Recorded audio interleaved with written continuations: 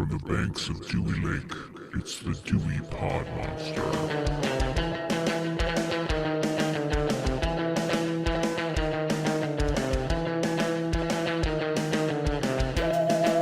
All right, welcome back. My name is John. This is the Dewey Pod Monster Podcast. This is your weekly podcast about consumption. With me this week, as always, is my co-host, Sean. Sean is screaming gluten be damn from the hallowed grounds of craft beer YouTube. He's the authority on Michigan craft beer. How you doing today, Sean? You keep keeping me off, like you catch me off guard every time now. The first couple times I was goal. like, I'm ready for what John has to say, and now I'm like, I don't know what the hell John's going to say. And then I think You about did like, what am I two- going to respond with? And I'm like, I don't know. You did 2 gluten-free episodes last week. I'm very impressed with your worldliness in the way of shunning craft beer norms. Yeah, I'm very committed to Sparkle Motion. I didn't even think of the cider as being gluten free, but you know, after I did it, I was like, oh yeah, that's gluten free too. That's cool.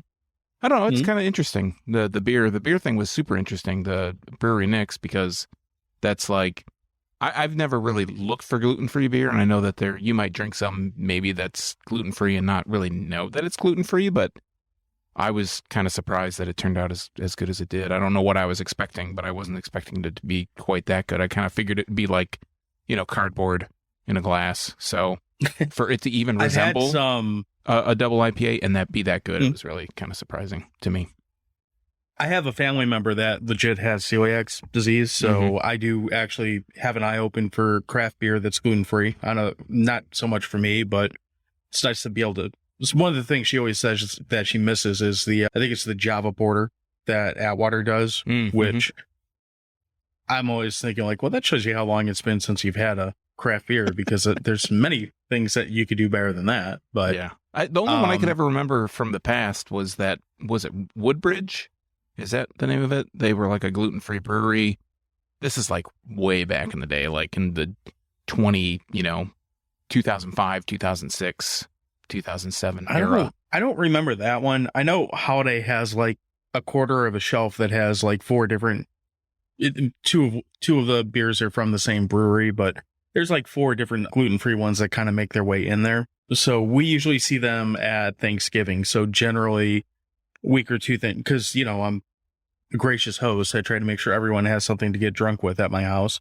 Usually grab a 6-pack or 4-pack or however many packs it comes in, right around there for that family member. But I don't really go too far out of my way searching for it. But it's cool to see that it's out there. I said before, you know, just having the option for people to be able to have a drink is usually a good thing. Yeah, I mean, what's the worst case? You know, everybody gets to drink. You know, there's a lot worse things in the world to be able to say than, oh, I can actually drink a beer. That's awesome. Right. What have you been up to this week? Not really a whole lot. I went and saw this past weekend, I don't know if you've seen the billboards. There's like a Van Gogh interactive exhibit. Yeah, we went. I took my daughter to see that. It's been around for a little bit. My wife went and saw it in like February or something like that. So yeah, we went and saw it this weekend. It was kind of like one of those things where it was extended, and I don't know where it was, if it was always in the same place, but it was this museum. I can't remember what it was called, but it was at like Grand River and Broadway, roughly, like right around that area. So it was cool. Like my daughter, we don't get to Detroit very often. We actually we went to that baseball game a couple weeks ago, but this was like the second time in the month that well, maybe less than a month, but that we went to Detroit. So it was kind of cool. I think my kid doesn't, we don't live that far from Detroit, but I feel like we don't think of it as a major city. You know, it's kind of like, yeah, I just go to Detroit and just in and out, because it's not really like a Chicago, or it's not a Columbus or whatever. Well, it's different when you're local to it also. Yeah, like, that too. Catch anything good on the television or the streams or whatever this week? No, I'm really just catching up, keeping up, I guess, on the same stuff that I've been watching. So still kind of keeping up with the boys, I watched the new Barry, which was last night. Yeah, I did finish We Own This City, which we were talking about on that last episode. And I didn't know this, which I don't know if I should feel dumb for this or not, because I only saw the one trailer before I watched it. So maybe it was in that trailer and I just didn't catch it. That's based on a true story. So I guess that kind of ruins any chance of there being a season 2 of this show. But I mean, it's a good show. it has the feel of The Wire, even though the story is very different from The Wire in a lot of ways. But if you like HBO, like gritty drama, there's really no reason that you probably wouldn't like this. So that's worth checking out. I found a short little 30-minute documentary on something really interesting. This kind of goes along. You know how you were saying you watched that little documentary about the Star Wars kid? Yeah. So just kind of thumbing through YouTube, I don't remember who made this. I'd have to go through my history to find it again, but someone made a like 30-minute documentary on the What the Fuck Is Up Denny's hardcore band performance, which that's one of my all around. I don't know if you would call that a meme or not, because that's an actual thing that happened, but that was always one of my favorite things, was seeing this like hardcore band and like all these like dudes doing invisible ninja fighting in the middle of a Denny's and someone acknowledging that they're in a Denny's. I thought that was pretty good. So watching them like 20 years later, like, yeah, so like I had a conscious thought, like, I'm going to say something about that. We're in a Denny's, man. I thought that was kind of fun. Did you ever see Heavy Metal Parking Lot? I don't think so. Oh, I'm sure that's on YouTube. That's like, I think it was in Ohio, well, maybe New Jersey. It's hard to confuse the two, but for some reason I just did in my head. But anyways, they interview like a bunch of kids that are like, I don't know about tailgating, but in the parking lot before a show, I think it's like a Judas Priest show, or I think it's Judas Priest. And they interview all these different kids, and they're just like, it's 80s. It's like 88 or something. So it's prime 80s. It's a really good watch. It's really short too. It's probably like, 30, 45 minutes, maybe tops. All right. What's it called again? Heavy Metal Parking Lot? Yep. Heavy Metal Parking Lot. Write that down. I will. That sounds like something I'd be interested in. Yeah. So. It's just corny enough. It's like a nice slice of life. I also found some documentary on Tubi about some nerd who was trying to buy all the, basically all the like US released NES games in like a 30-day period. Yeah, that's from a few years ago, right? That's like 2015 or 16 or 17, like within the last... Something like that. But I saw that too. I realized I realized watching it, I'm like, I mean, this guy seems all right, but there's something about when you are a nerd and then you see another nerd that's really nerding out about their thing that you're just like, God, fucking nerd. Yeah, So, you feel it's almost like embarrassment by proxy, how kind of nerdy some people can be. Right. But at the same time, if he was like driving around, like, I don't know, California looking for, the original Nightmare on Elm Street glove or anything, I'd be like, oh, well, this is really fucking interesting. Yeah, stroking your beard. Oh, right. Let's see where this goes. Right. Yeah, I think I saw that documentary, that Nintendo one, that NES one, and I think it got kickstarted or something. It was one of those like earlier kickstarted documentaries, and I was interested in watching it, and then when I watched it, I was kind of like, oh, this is what a kickstarted documentary for 10 grand looks like. I mean, half of it is literally him just walking in and out of flea markets, which right. I do that on my own. I don't really need a video representation of that. But yeah, I mean, that was fine. And then past that, I mean, I went back and Creepshow showed up in the mail, so I watched that again, which was entertaining. And as a callback to whichever episode it was, you're right. The part in Jackass 4.5 where they bury him in the sand and stick a crab on his nose, very reminiscent of Creepshow. He I just was doesn't like, I come just back watched with this. Yeah, he just doesn't come back with seaweed pouring out of his head when he after I mean, the it's fact. on other spots, but Yeah, that scarred me as a kid. I mean, I could see why. I mean, up until they come back, that's a kind of fucked up scenario for a kid to watch, and then when they come back, it's so far fetched. Yeah, the comeback part I think is what really freaked me out, but I will never forget like the scene with Ted Danson, buried up to his neck and the tide coming in. That was like, oh, geez, that's like that just seems awful. What an awful way to go. Yeah, and it's pretty. It's almost as bad as watching Leslie Nielsen in a velour tracksuit walk around with a pistol. That's believable though. I mean, both are believable. Yeah, I guess so. I guess you're right. So before we started, we were kind of just chit-chatting. We figured we might as well bring this on to the show. So they are the only shoe company that matters. Fuck Nike. Vans is making a limited run of Sailor Moon shoes. Now, Sean seemed interested in this, which I was kind of surprised by, but I have no real experience with Sailor Moon. So what are your opinions on Sailor Moon sneakers? I don't really have a big opinion on it. I don't, I didn't really ever watch the show. I had a girlfriend at the time that came out when I was, in high school or just after high school, so I had a girlfriend that liked it. I just kind of wasn't that on for like a long time before it was available here? Oh yeah, I'm sure it was. Yeah, because I think that was maybe an early '90s or late '80s kind of thing. So yeah, I mean, I just sometimes I like things just for the ironicness of them. Like I think it would be kind of funny to wear. They have one of the items that they have is it's a sweatshirt, I think, that looks like the schoolgirl kind of, uniform top that they wear. I think it's purple or something. I just think that would be kind of funny to wear that around, or wear some slip-on Sailor Moon Vans. That'd be pretty cool to walk around in. That's probably not a thing you see a lot of people wearing. I mean, more power to you. So yeah, I like that they're willing to, Vans. One of the things I like a lot of things about that company, but one of the things I like about them is they really seem to embrace like every one of their demographics from time to time. Like I know I'm not sure if it was the last release or the one before that, but one of the last drops they did that was like a collaboration or like theme release was just horror movies. So they did a pair of Nightmare on Elm Street, a Freddy Krueger high tops, some Jason slip-ons. They had 2 different Shining shoes, an Exorcist pair. They had a whole bunch of stuff that was just based off like 70s and 80s horror movies, which cool. I didn't buy any of them.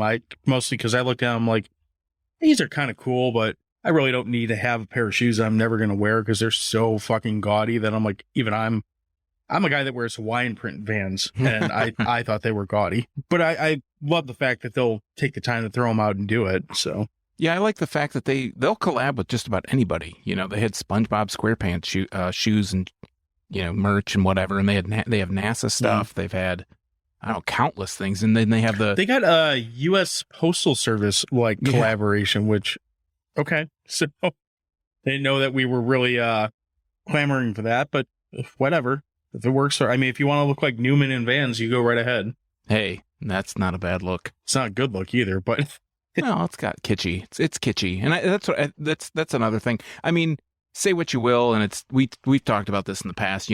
We're signed up on the email list, so you constantly get emails from them. Yeah, and it's like, oh, this new thing, it's this new thing. It's the marketing works, but it's also like, damn, I can't buy another pair of shoes. I can't buy another shirt. I have enough of this stuff as it is. I don't have enough room for the millions of shoes that I don't wear as it is. So it's kind of, it's good because if you're a fan of like those niche kind of things, but on the other side, it's bad if you're a fan of those niche kind of things and they happen to hit your niche and it's like, oh, I need all the Vans t-shirts with depictions of beer on them. It's like, oh shit, I'm going to go bankrupt buying all this crap.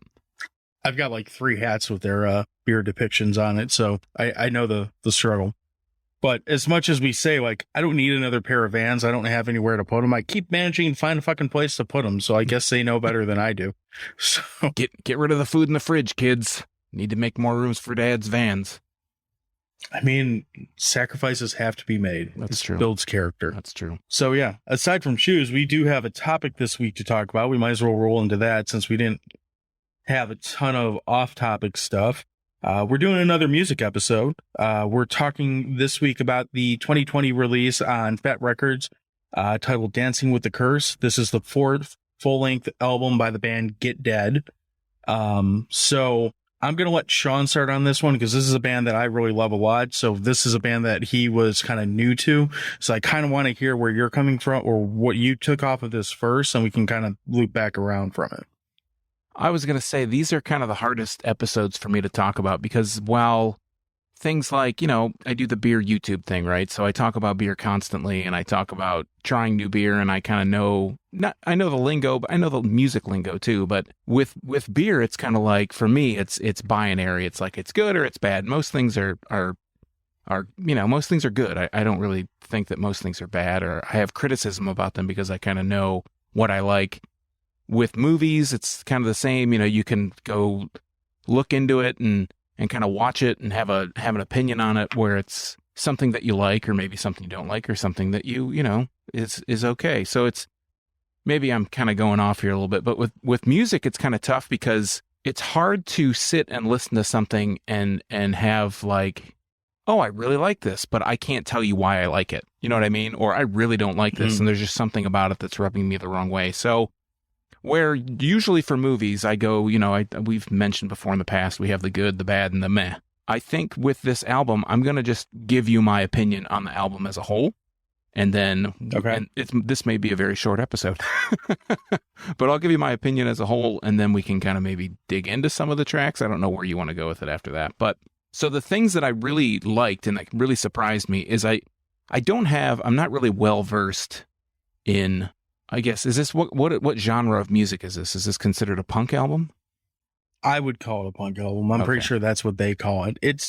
This album has little bits of punk, little bits of ska, little bits of hip hop, little bits of reggae and different groove that kind of mix through it. So it's kind of hard to put a specific like genre tag on it.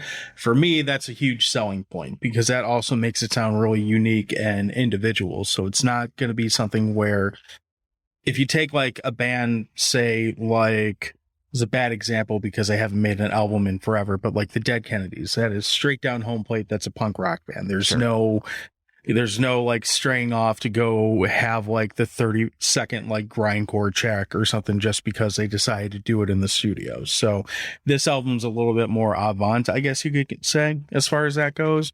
But I think if you were going to put it under something, it probably would closest be represented under a punk album. Okay, so you would put it under a punk umbrella, basically, if you had to put it under something like that, like a blanket kind of term.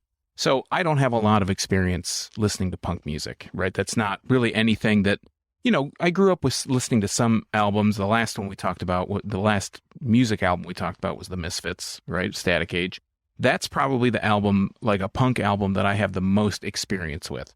So I have more of a background in like electronic music or new wave kind of music, which I guess is related to punk in some way, but not the kind of thing that I think of as new wave is not something that I would say is really close to punk, right? I'm maybe more into like synth kind of music, 80s synth music. So I'm kind of interested to know just throw out a couple names out there of like a new wave just band? whichever ones. I'm curious because a lot of that is rooted in the DC punk scene after Minor Threat broke up and bands started kind of going different ways. Like some bands went into like the hardcore scene and stuff like that. But you also started getting stuff like Fugazi and Joy Division and all that type of shit that led to a more new wave sound or like a mod sound or things that are kind of in that. I don't know if synth is the right word, but in that, that more melodic. Yeah. It kind of, so I'm kind of curious, like just which way you kind of stray. I'm not judging either way, Right. like whatever you like is red, but just kind of what you're getting into with it to kind of see how this will align. Well, music that I would say that I'd be more into in the new wave kind of era is, again, more synth kind of stuff. I like B-52s. I like Depeche Mode. I like New Order. I like Joy Division, which I guess is kind of like bridging. It's kind of like in between because they have some really dark stuff, but then they have some kind of, their more poppy stuff is a little bit more, new wavy. I wouldn't really say the Cure is necessarily a new wave band. I guess they're more of a rock band, but I'm a big Cure fan. I like the Smiths. I like Morrissey. I like bands like that of that kind of genre, right? Those are just to name a few. Okay. Maybe some Oingo Boingo thrown in there or stuff like that. Even kind of some poppy, like more poppy, new wavy kind of stuff, right? A lot of one-hit wonder kind of stuff that you just kind of heard one-offs of and not really much else from those bands.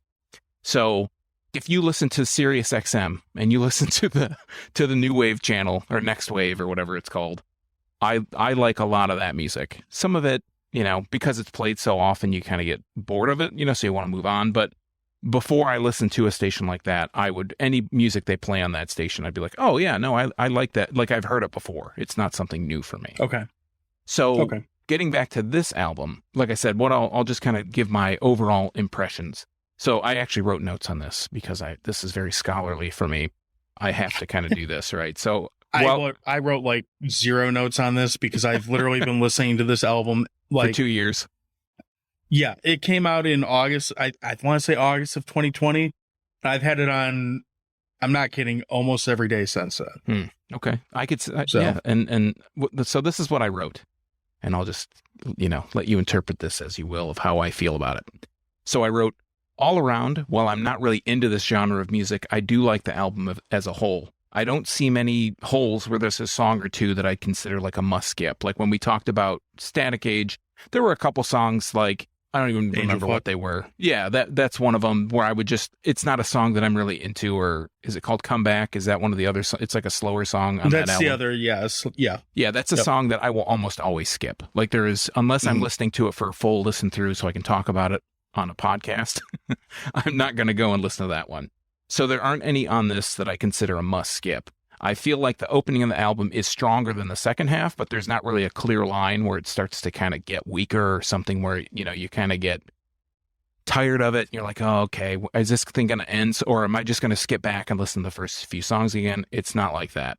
I like the production value because when I think of punk in quote is not, you know, production isn't something I really think of. And maybe that's just something that I've pigeonholed that music genre into, but it's usually a little bit more lo-fi, a little bit more crunchy, a little bit more fast and loose. I don't consider production to be something that I don't consider punk and production to be two words that like fit together. And I think the album has really good production. I think there are times when there are effects on the music or effects on the vocals or effects on certain instruments that just make it just adds that extra dimension to it. And I like that there are songs that blend different elements of different types of music. So like you said, there are punk influences, there are reggae, there are ska, there are, you know, some other types of influences, hip hop. The singer like actually raps on a couple songs. And there wasn't a song in there that I listened to. I mean, I have some favorites that I really like from the album, but there wasn't a song in there that didn't have some kind of groove in it or something that was, you know, propelling me to listen to more to it or kind of like just nod your head. You know, the beats or the rhythms that are in the songs are really well put together. There's not really any real like line of demarcation where I would say there's like a downtime in the album. So that's kind of like my overall cloud around this album, like what I think of it as a whole. He's bebopping and scatting, and I'm losing it. This album actually does have a pretty high production value on it. So there's actually 5 different producers on this album, but the 2 names that really stick out would be Chris Duggan, who's not going to be a household name that you would know most likely, but he engineers most of the Green Day albums. So that's obviously a pretty high bar as far as audio quality is concerned. He's going to, I would assume, know what he's doing. Yeah. But he's not really I wouldn't call him the brainchild, but the guy who really stands up for this band and is the lead producer on this album is Fat Mike. Who, for those who are not aware, Fat Mike he's also the lead singer of the band NoFX, Me First and the Gimme Gimmes. Well, he doesn't sing in that. He plays bass in that. He owns the label that this album is on. It's Fat Records. They've been kind of pioneers in the world of punk rock for 30. Well, NoFX started in 1983, so they started the same year I was born. So 39 years, going on 40 years. You know, as far as when punk rock hit its like second heyday, like in the 90s in 1994, there were 2 big labels that really stuck out at the time. There's Epitaph, which is where The Offspring and Rancid and a bunch of other bands were that got pretty big. And then, there's Fat Records where, Fat Mike, who was on Epitaph at the time, he was essentially the other big label that put a lot of popular punk bands out there. Not as big as bands got on Epitaph, but there were bands like Lagwagon and obviously NoFX. Let's see, No Use for a Name, whose guitarist later went on to play in the Foo Fighters. So I get what you're saying as far as like a punk rock album sounding like it was produced in a trash can. You know, my words, not yours. Right. And again, I say that as I used to like that sound, but that's not really something that happens a lot with punk rock anymore or with any genre. Like ever since Pro Tools became a thing, it's like anything else. If you can have access to a MacBook, you're going to have a album that sounds as good as any Beatles album or, you know, whatever you want to compare it to. Yeah. So how come if that's the case, why can't Ministry like make an album that doesn't sound like it's just only playing through the tweeter? I think that's what they're going for. Yeah, probably. That's the part I don't like about Ministry, but that's another tale for another day. Yeah. No, I think that's actually part of what, I mean, there's some bands that do that just, they go for weird or they go, you know, avant, I guess. Yeah. When this album came out for me, so the way that I don't know if all albums do this or just the albums that I like anymore, but like when a band has an album coming out now, it seems like they have a staggered like 3 single release that goes out on streaming platforms, and they usually have like a video that goes with it on YouTube, typically about 3 months, 2 months, and then like a week before the album drops. Kind of revving you up for when the album comes out. Mm-hmm. The opening track on this Disruption was the first track that was a single for this, and I was hooked from there. I must have played that damn song like, I don't know, 10 times in a row, and then just been like, all right, I need a break from this, and walk away for 5 minutes and put it right back on. Like, Yeah, it hooked me that hard. I So can see that because it's got that real slow start. You know, it's kind of like unassuming when it starts, or it's a little kind of moody, and then it just hits this point, and it's probably about 30 seconds, it's 40 got a seconds great, in. yeah, it's got a great drum line that comes in on the back to go, that plays right through. And you got to keep in mind too, when this came out, this is the height of like, 2020 sucks, the world is ending, everything's horrible.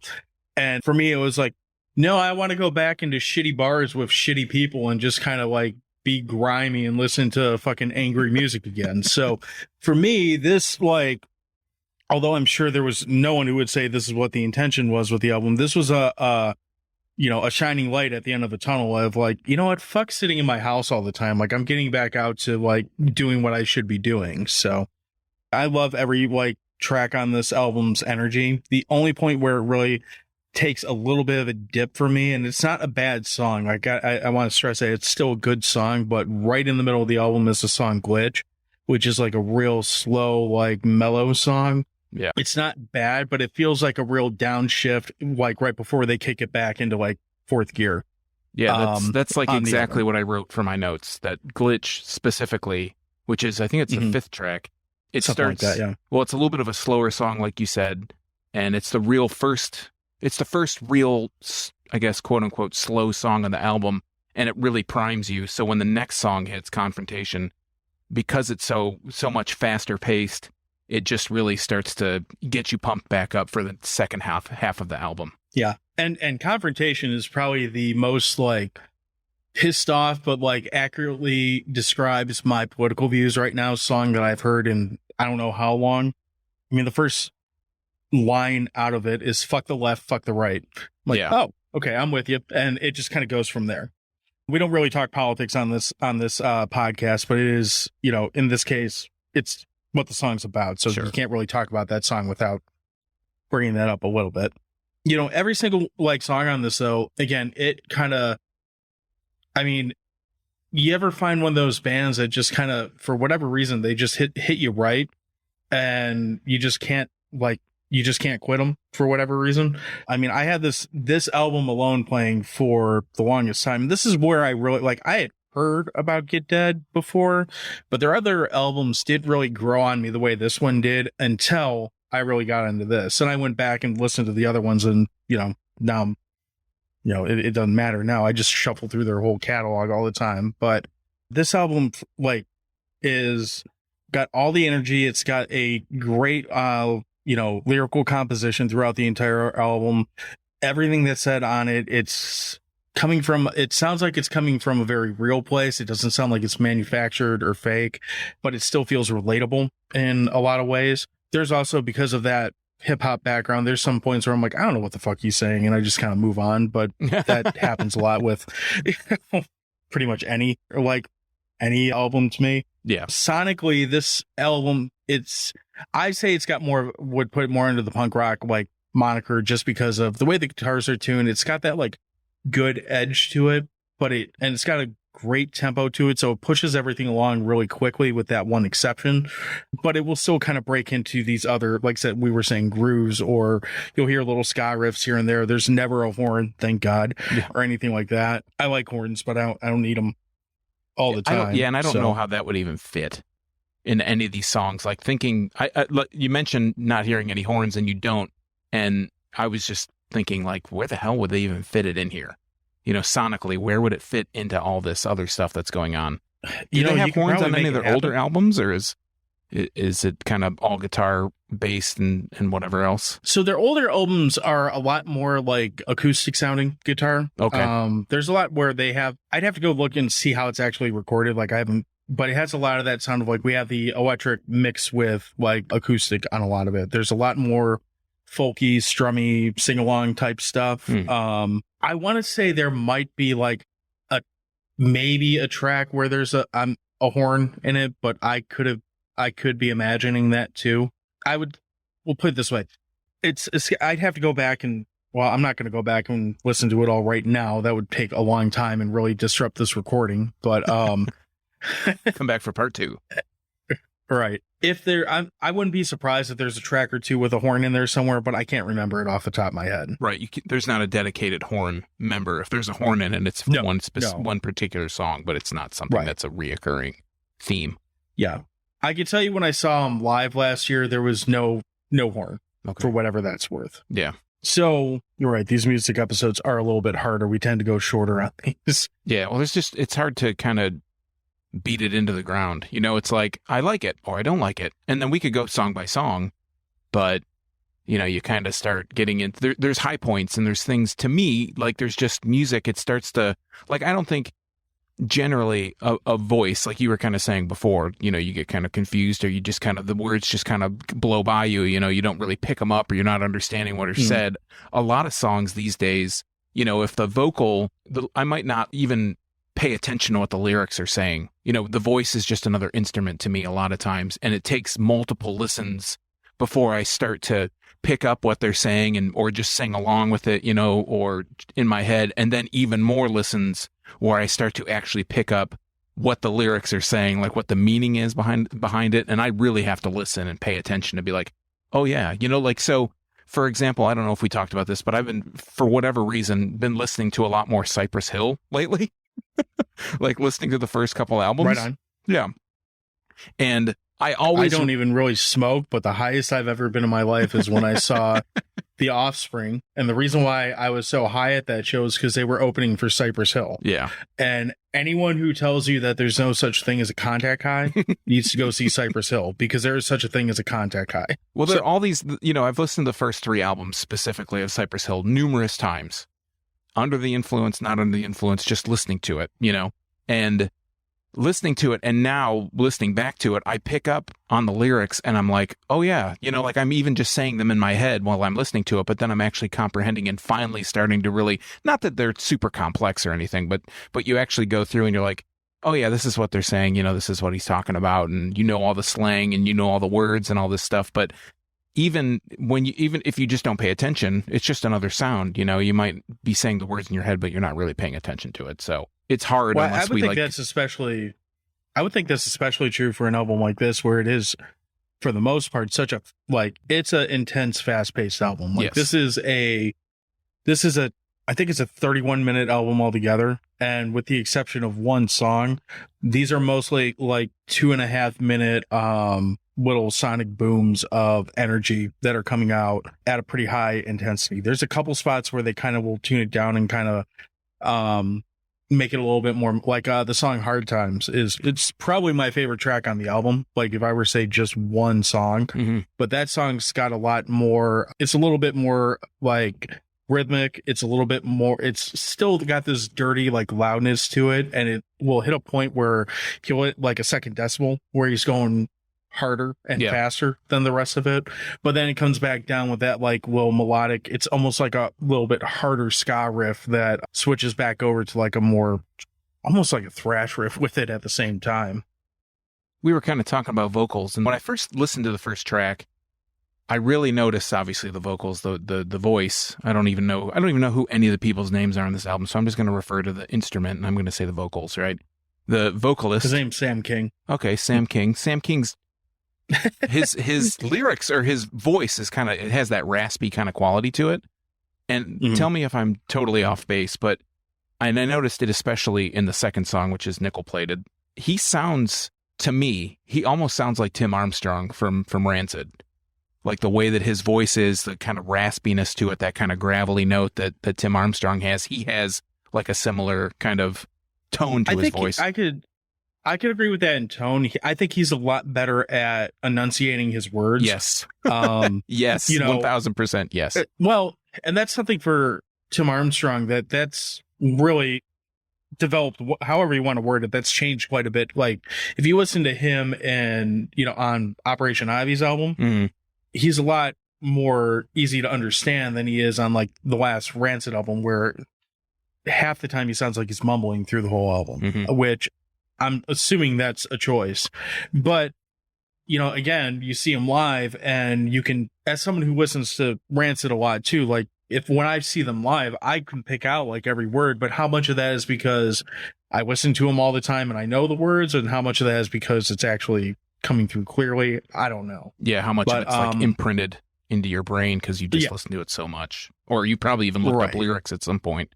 I know for me, when I really get into an album, that's when I start to read the lyrics, is when it's like, oh yeah, now I'm really looking for some kind of meaning because I've listened to this so many times. I need to know what they're talking about. I would say Sam King's voice, it's definitely more raspy and gravelly, and I really like that about it. Again, it leads to, it's a unique sound. Yeah. Unlike it's not a pop punk like Machine Gun Kelly, like get on them. Well, I don't know if anyone gets on MTV for music anymore, but you get where I'm coming from. Yeah. It's not a commercially, like, I don't want to call it not commercially viable, because I don't think that's the case. I think it could be commercially viable if that's what they want to do. But I know what you're saying. It's like it's not packaged for. It's not like you can tell that he was not picked to form like a band.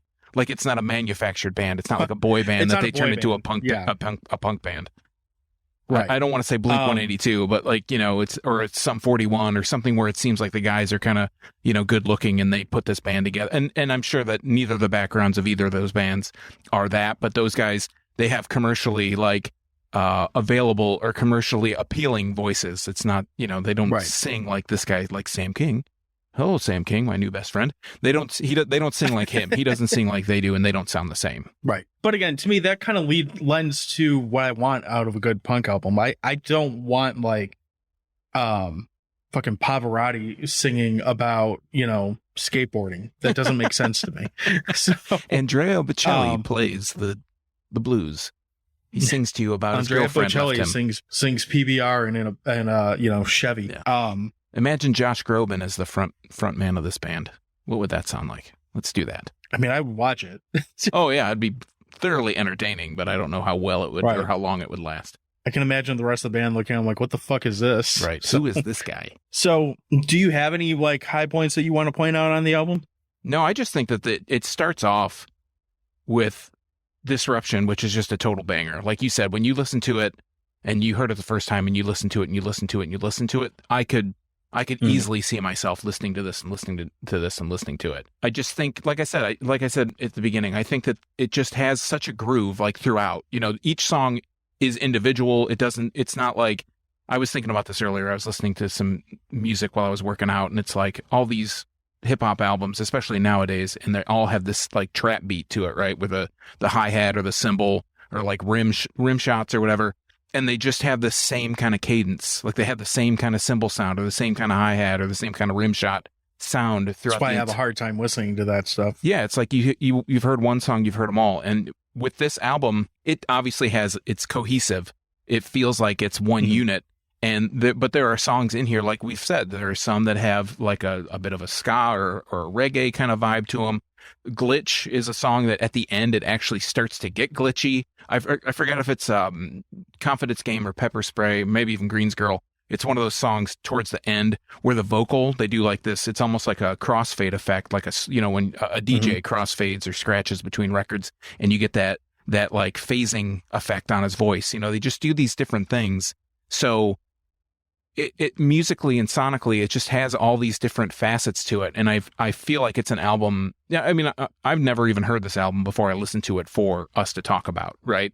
You have, because you've been in the car with me in the past. Yeah. But we're talking, it's like you zone out on it, but it's one of those things where it's like, I want to listen to it more because it's so interesting. I feel like it's one of those albums where you listen to it and you listen to it and you listen to it and you can listen to it 10 different times. And each time you're going to pick a thing out that you're going to follow or you're going to pay attention to. It might be like a drum beat, or it might be the way a guitar sounds, or it might be a way that the vocals, sung, or some effect on the vocal, or anything on there. There's all these different kind of pieces to the puzzle that you want to kind of listen to and kind of be able to maybe clarify a little bit while you're listening to it. But it fits together so well. Like the album just, it's really well put together. And we even said with Glitch being the slower song, being almost right dead center in the middle, it has that kind of wave effect where the first song starts slow, but then it picks up, and then it does not take its foot off the gas until 5,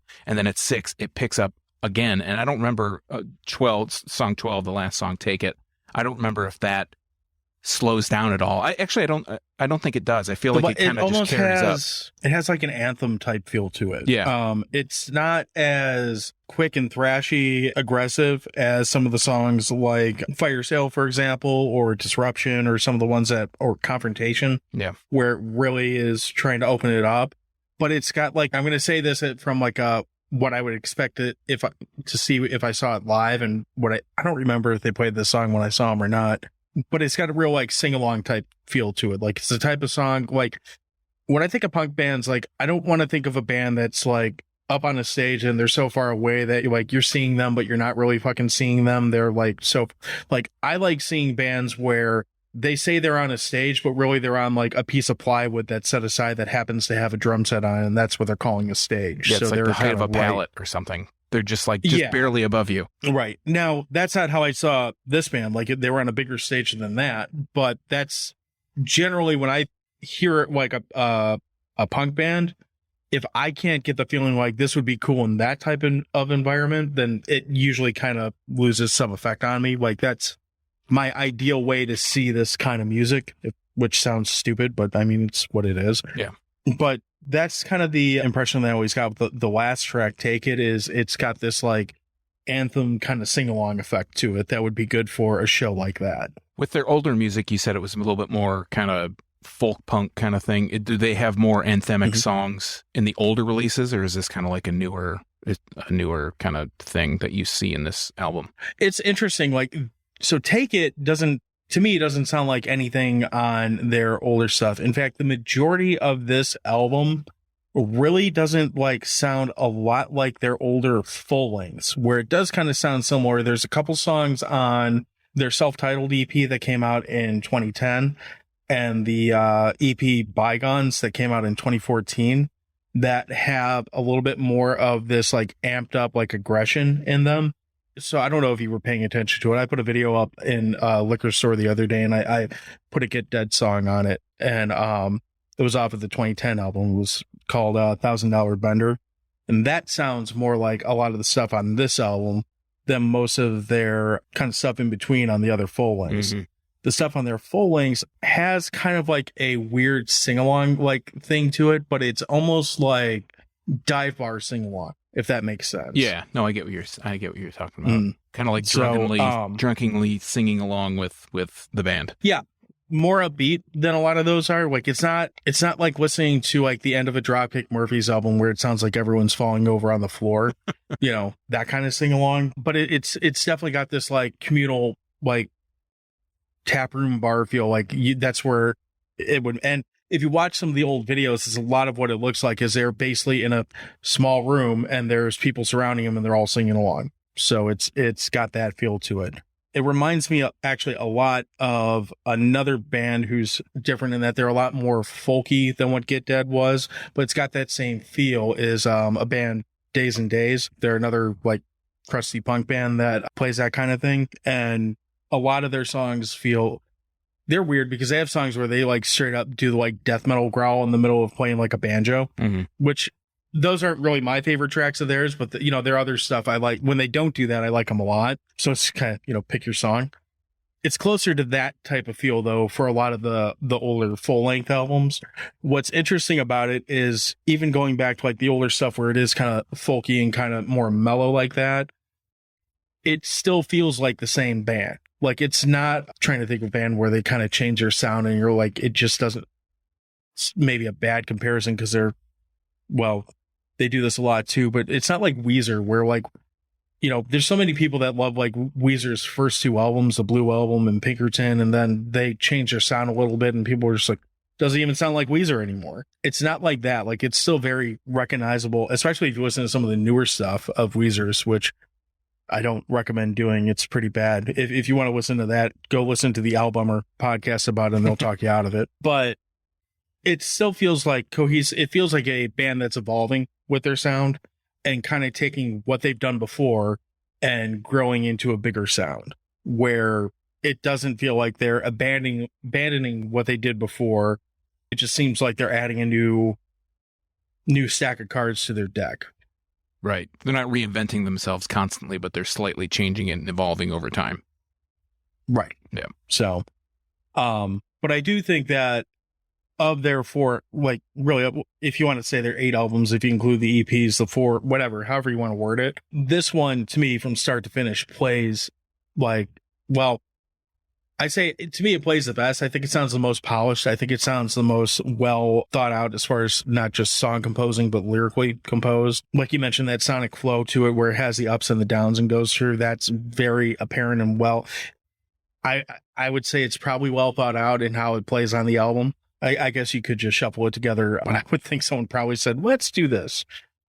Yeah, that's actually kind of interesting to hear it if you were just, I don't listen, when I listen to an album, or I generally listen to music in album form, like I'll listen to an entire album. I don't pick and choose many single songs, but it would be kind of interesting to just kind of shuffle the album up for me, as like a first time listener and be like, oh, okay, well, does this work together? I'm sure it would, because the songs are very similar. Like, they have a similarity to them. There's a common thread that runs through it, but I do like the way that they've set this up because of those kind of peaks and valleys that they pull through. Again, the valley is very short-lived, but it's just still interesting to hear it that way. Yeah, and for me, like, truthfully, like, when I say I listen to this album, like, every day, it's really more like because I, like, gone into such, like, a deep rabbit hole in listening to this band, I've just put everything onto one playlist and just kind of go through that. And I'm at the point where I just hit shuffle and let it play for however long I'm going to let it play. Mm-hmm. So I don't often go from track 1 to track 12 and just go straight through it. I did this week, which, oh no, I don't do that a whole ton, but it is a nice thing to notice that you, like I said, you do get those peaks and valleys that you don't notice when you're just kind of shuffling around like that. So the downside is you're like, man, I really want to hear X song that's on other album, but what can you do? For me, as far as like high points on this, I'm not going to say Disruption just because we've talked about that song a lot, but that is a fantastic song. The songs I would really put on there as far as like my real high points, Hard Times and 8-Track. Actually, I'll put all 3 of them right in a row. Confrontation, Hard Times, and 8-Track are probably my 3 favorite songs on this album. They hit right in a row, like tracks 6, 7, and 8, just right in a row on the album. For me, it's about, I love the music on each one of these songs, but it's really more about the lyrical content in this stuff. You basically go from a straight up, like, I'm pissed off assault and confrontation to like, I'm angry at myself, hard times to, you know what, we're all fucked in 8-Track in this like weird flow of like painting a story about like just how an outlook on the world. And part of that probably comes from 2020 as far as like how to look at stuff at that point. I'm sure we all had our thoughts that were for better or worse in all of those, categories at some point.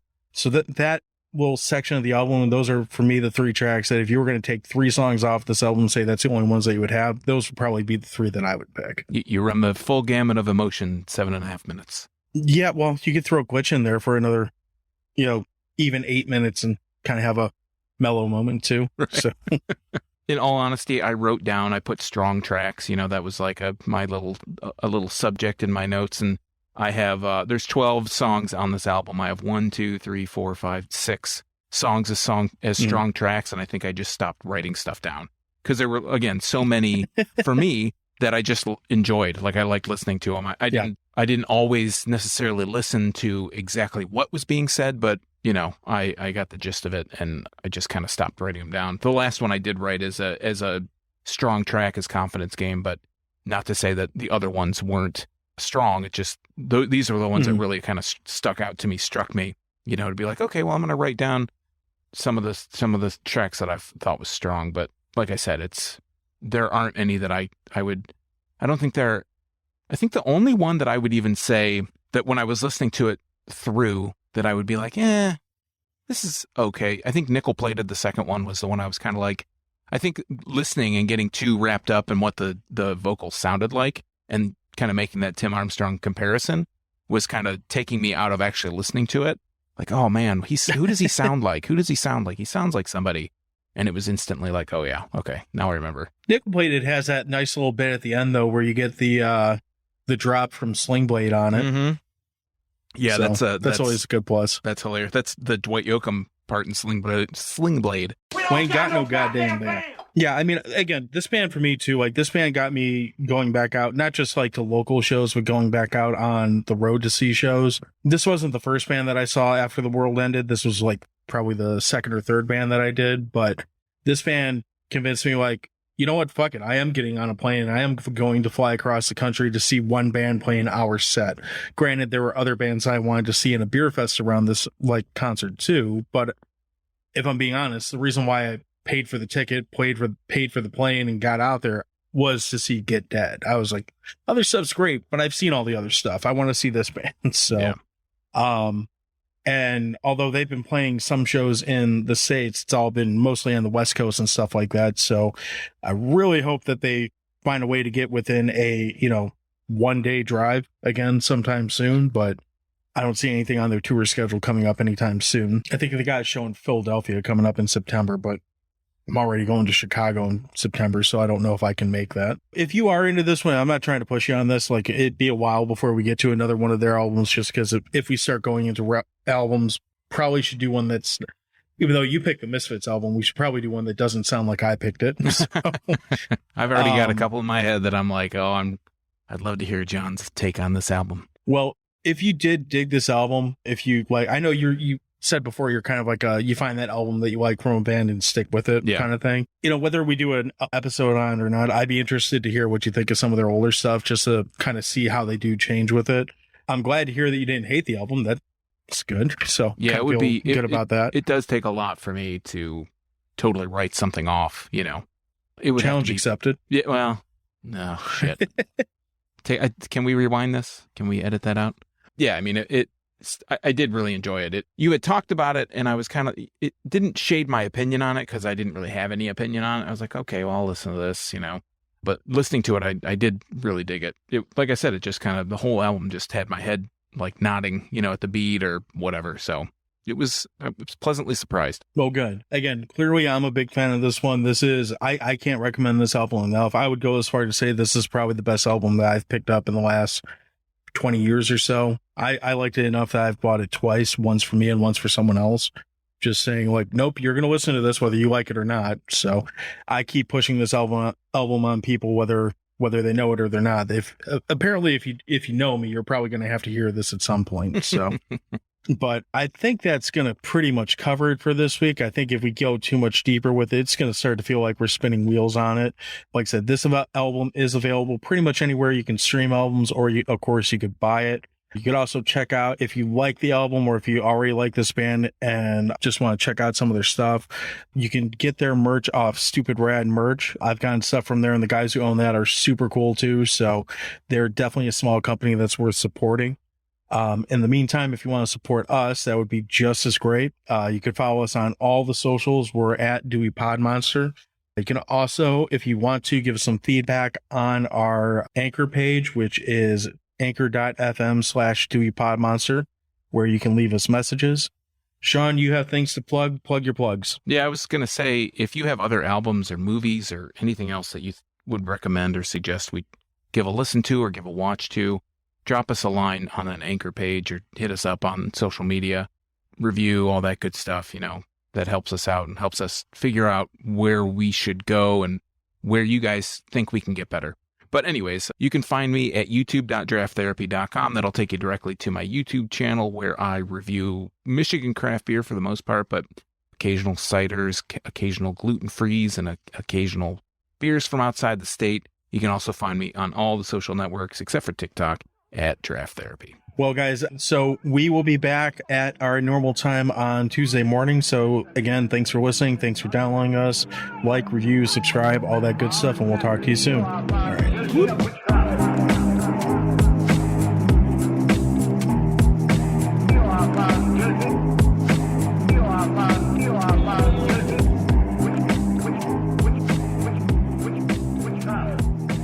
I don't have that much to talk about if you want to actually put that in the show. Okay, let's start it. Give me the clap. Give me the clap, baby. I think you just found your cutting room piece Maybe. right there. Maybe. So. There's a noise in the room. Can you tell me what it is? Yeah, it's my This guy. speaker that's connected to my phone. You're texting me, so it's making a noise because it's the sounds from my thing.